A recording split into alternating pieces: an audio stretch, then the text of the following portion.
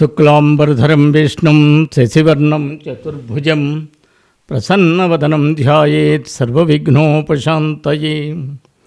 గురుర్బ్రహ్మా గురుర్విష్ణుః గురుర్దేవో మహేశ్వరః గురుస్సాక్షాత్ పరబ్రహ్మ తస్మై శ్రీగురవే నమః.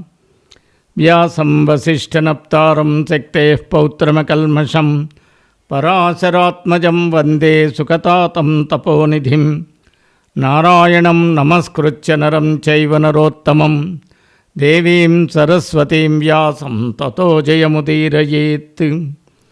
వసుదేవసుతం దేవం కంసచాణూరమర్దనం దేవకీ పరమానందం కృష్ణం వందే జగద్గురుం. భాగవత కథాసుధలు 177వ భాగానికి స్వాగతం సుస్వాగతం. ఆ అక్రూరుణ్ణి బలరాముడు శ్రీకృష్ణుడు చేయబట్టుకుని తన గృహానికి తీసుకెళ్లారు. కుశల ప్రశ్నలు అడిగారు. గద్దె మీద కూర్చోండబట్టి కాళ్ళు కడిగారు. మధుపర్కం సమర్పించారు. ఆవునిచ్చారు. సాదరంగా కమ్మని భోజనం పెట్టించారు.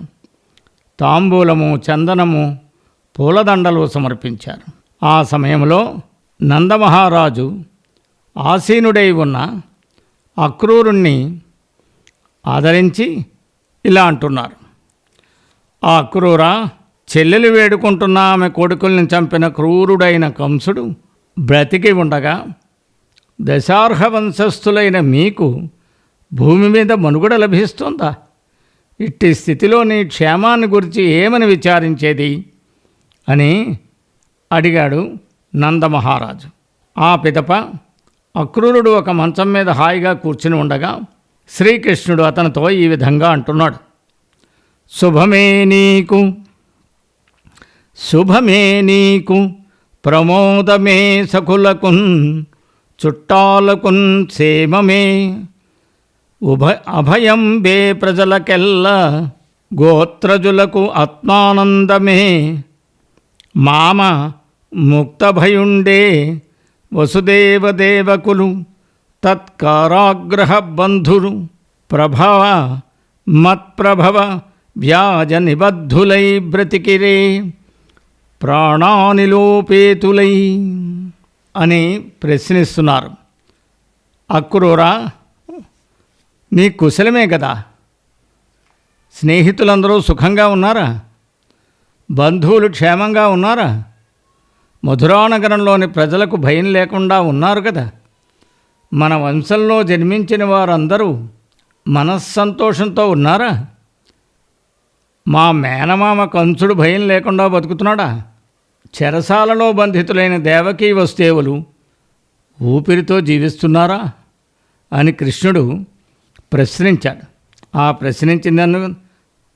ప్రశ్నించి ఇంకా నువ్వు ఎందుకు వచ్చావని, ఏ కారణం వలన వచ్చావని అప్పుడు అక్రూరుడు కంసుడి దగ్గరకు నారదుడు వచ్చి విరోధం పెరిగే మాటలు చెప్పి వెళ్ళడం, కంసుడు దేవకీ వసుదేవులను చంపడానికి పూనుకొని మానుకోవడం, ధనుర్యాగమనే నెపంతో నన్ను పంపించడం బలరామ శ్రీకృష్ణులకు తెలిపారు.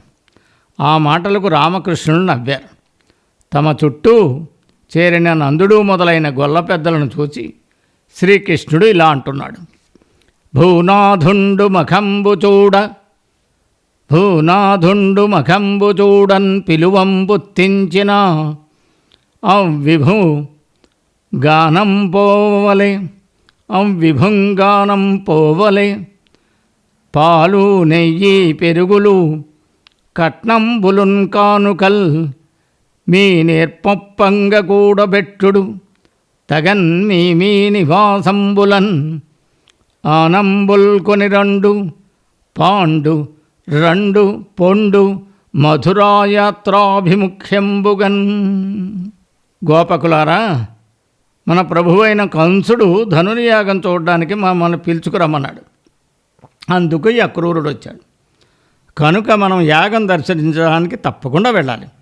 మీ శక్తి కొలది మీ ఇంట్లో పాలు, పెరుగు, నెయ్యి, నూతన వస్త్రాలు మొదలైన కట్నకానుకలు సమకూర్చుకురండి. మధురా నగరానికి మనం వెళ్ళాలి. వాహనాలను తీసుకుని రండి వెళ్ళండి అన్నాడు. ఆ విధంగా గొల్లలను ఆజ్ఞాపించినప్పుడు శ్రీకృష్ణుడు మధురకు వెళ్ళిపోతున్నాడని చెప్పి గోపికలు కలత చెంది హరినవ్వుల్ హరిమాటలున్ హరినవ్వుల్ హరిమాటలున్ హరి మనోజ్ఞాలాపముల్లీలలున్ హరివేట్కల్ హరిమన్ననల్ హరి కరాబ్జాలంబనాహ్వానముల్ హరిణీలోచనలందరున్ మరి ఉపాయం బెట్లకో అంచులో నెరియన్ముచ్చటలాడినంత గములై ఏకాంతగేహంబులన్. లేడి చూపులు వంటి చూపులు గల ఈ గొల్లభామలందరూ తమ ఏకాంత గృహాల్లో గుంపులుగా చేరి శ్రీకృష్ణుని చిరునవ్వులు, పలుకులు, సరస సల్లాపాలు, విలాస చేష్టలు, వినోదాలు, ఆదరణలు, పద్మాల వంటి హస్తాల ఆలంబనలు, పిలుపులు తమ మనస్సులో మెదిలి వేదన కలిగించగా ఇక మీద ఇవన్నీ అనుభవించడానికి ఆయనను తమ వద్ద నిలుపుకునే ఉపాయం ఏమైనా ఉందా అని మంతనాలు జరుపుతున్నారు. ఆ విధంగా పెద్ద సంసారిని చాలా విశ్వసించాం. బ్రహ్మదేవుడు పెద్ద సంసారిని ఆలోచించగా ఆయనలో ఉత్తమ గృహస్థ లక్షణం ఏమాత్రం లేదు. మన ప్రభు అయిన కృష్ణుణ్ణి మనతో ఇక్కడ ఉండనీక వేరొక చోటకు వెళ్ళేందుకు నిర్ణయించినట్లు పిల్లవాని వలె ఆటలాడుతున్నాడు. అతని దొండగోపు చేష్టల గురించి ఆయన ఇల్లాలు సరస్వతికి చెప్పండి అని చాలా కోపంతో మాట్లాడుకుంటూ అక్రూరుణ్ణి కూడా కొంత దెప్పి పొడిచారు. అక్రూరుడని పేరు కొట్టుకొని వచ్చి ఈ క్రూరాత్ముడు ఈరోజు మా హృదయేశ్వరుడు చక్రాయుధుడు అయిన కృష్ణుణ్ణి మా చెంత ఉండనీయకుండా తన వెంట మధురానగరికి తోడ్కొని వెళ్ళడానికి ఎంతో యోచించి విచ్చేశాడు. అతడు క్రూరాత్ముడు. అక్రూరుడే అయితే కుటిల బుద్ధులు మానుకొని శ్రీకృష్ణుణ్ణి ఇక్కడే దిగబెడిచి తన దారిని తాను వెళ్ళిపోవాలి కదా అనుకున్నారు. ఈ విధంగా అయింది. కానీ ఆ హరి మరునాడు సాయంత్రం పొద్దున ఉదయమే రథమెక్కి వెళ్ళిపోతున్నాడు. ఈ మాధవుణ్ణి ఎందుకు మధురకు తీసుకెడుతున్నావు, అలా తీసుకువెళ్ళొద్దు అని మనం అందరం కలిసి ఆ క్రూరుని వేడుకుందామా అనుకున్నారు. కానీ అవన్నీ ఇది అవ్వలేదు, సాధ్యం అవ్వలేదు. శ్రీకృష్ణుడు మధురకు వెడుతున్నాడు.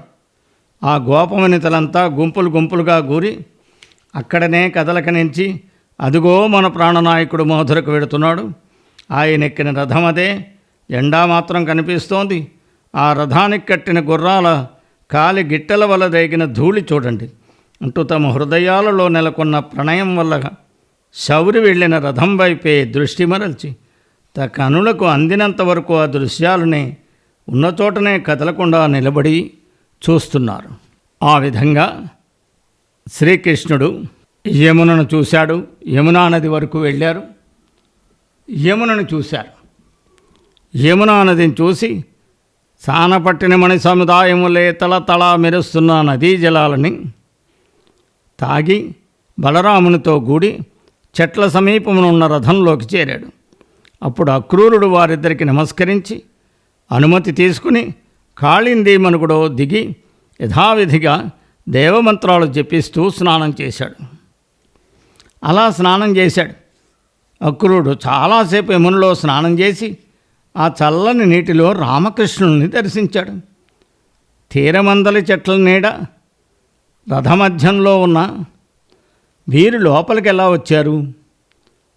ఆశ్చర్యపడి నీళ్లలో ముంచిన తలపైకెత్తి దృష్టి సారించి చెట్ల నీడలో మునుపటి వలె రథమధ్యంలో కూర్చున్న ఆ బలరామకృష్ణుల్ని చూశాడు.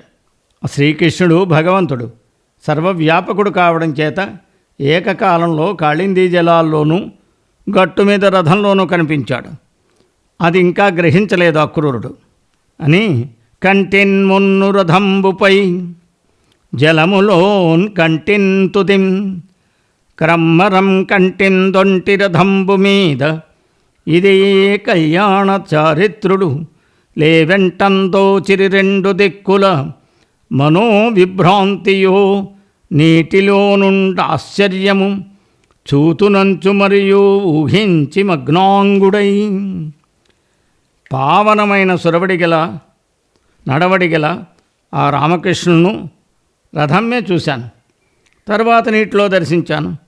ఇప్పుడు మరలా రథం మీదే ఉన్నారు. ఈ పుణ్యపురుషులటు రథం మీద, ఇటు నీళ్లలో ఇలా రెండు చోట్ల ఏక కాలంలో కనిపిస్తున్నారు. ఇది చాలా అద్భుతమైన విషయం. లేదా నా చిత్తభ్రాంతి కావచ్చు. మళ్ళీ ఒకసారి పరిశీలిస్తానంటూ ఆ క్రూరుడు నీళ్లలో మునిగాడు. చూస్తే అప్పుడు పోషిత బాంధవుడు యదు పొంగవుడు ఆ జలమందున్ కాంచే సద్భాషున్ సహస్రమస్తక విభాసిత భూషున్ అహీసున్ భూమి మృద్వేషున్ కృపాభిలాషున్ ప్రతివీరచమో విజిగీషున్ నిత్య సంతోషు నరోషు నిర్దళిత దోషు అనేక విశేషు శేషునిన్. అద్భుతమైన ఈ పోతనామాత్యుల వారి పద్యం. దీని భావం తెలుసుకుందాం.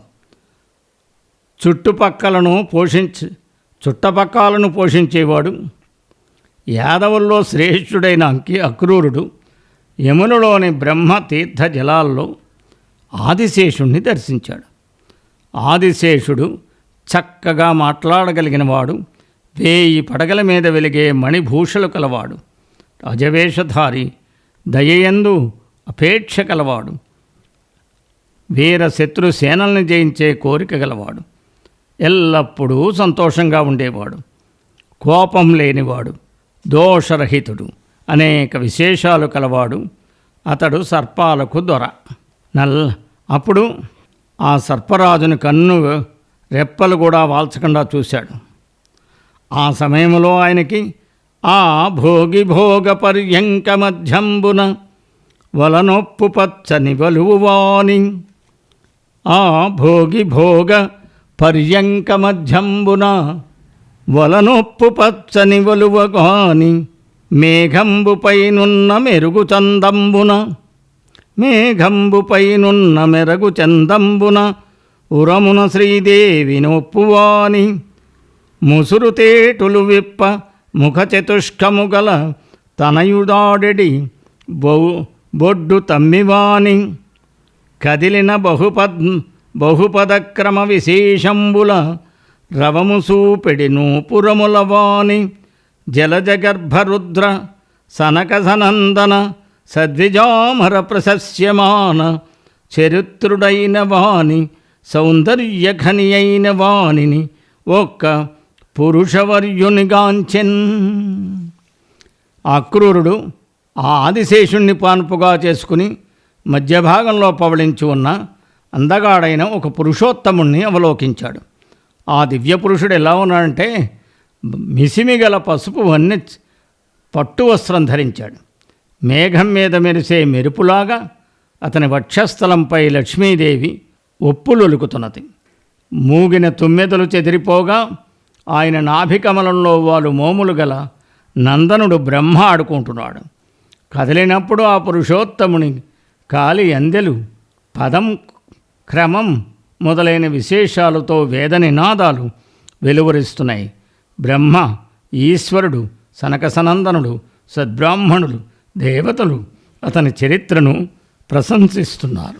ఆ విధంగా రమ్యాలైన శుభలక్షణాలతో కూడిన గోళ్ళు, పాదాలు, మడమలు, మోకాళ్ళు, పిక్కలు, తొడలు, పిరుదులు, బొడ్డు, నడుము, కడుపు కలవాడు, ఆదరంతో కూడినవాడు, శ్రీవత్సమనే పుట్టుమచ్చ, కౌస్తుభమనే మణి, వనమాల అనే పేరు కలిగిన పూల ఆకులు చేర్చి కట్టి మెడ నుంచి కాళ్ళ వరకు వేలాడే తోమాల అనే వీటితో విరాజిల్లే విశాలమైన వక్షస్థలం కలవాడు, తెల్ల తామరల వంటి కన్నులు కలవాడు, జంజము మొలనూలు ముత్యాల పేరు, సందిట కట్టుకునే సొమ్ములు అంటే భుజకీర్తులు, అందెలు, మురుగులు, మొసలి ఆకారంలో ఉన్న చెవిపోగులు, కిరీటం మొదలైన ఆభరణాలు కలవాడు, భక్తులను కాపాడేవాడు.